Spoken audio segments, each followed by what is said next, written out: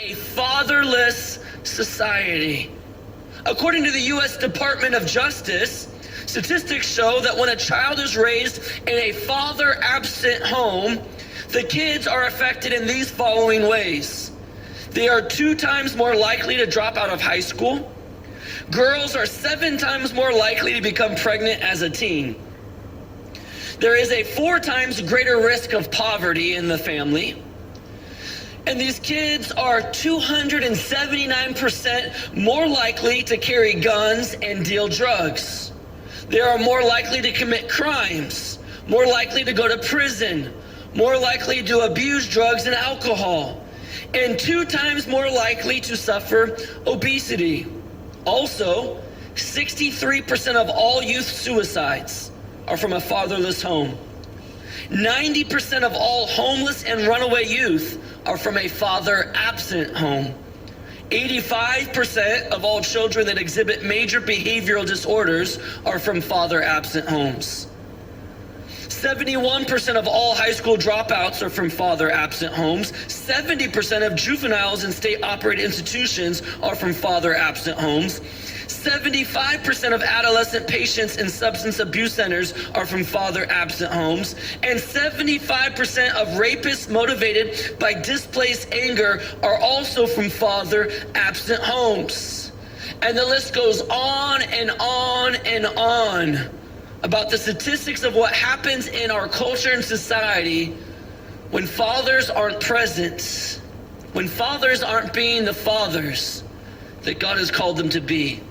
And that's why I believe that a man who honors the vows he has made to his wife and stands by his children and grandchildren and leads them to the Lord are truly the unsung heroes of our country. Dads, we need you. Men, we need you. Society needs you. Our homes need you. Your families need you. And as men of God, we are called to lead. Aren't you thankful for the men of God who are leading in our country today? And listen, and this isn't just for men, but also applies to men. We are called to lead by example. 1 Peter chapter 5, verse 2 puts it this way: care for the flock that God has entrusted to you. What is your flock? That's your family. That's what you have the responsibility to protect and to provide for. That's your flock. We are told to care for it, that what God has entrusted to us, watch over it willingly, not grudgingly, not for what you will get out of it, but because you are eager to serve the Lord. Don't lord it over the people assigned to your care, but lead them by your own good example. Whether it's pastoring or parenting or being the president of marketing, we are called to lead the people that have been entrusted to us in this way, by your own good example.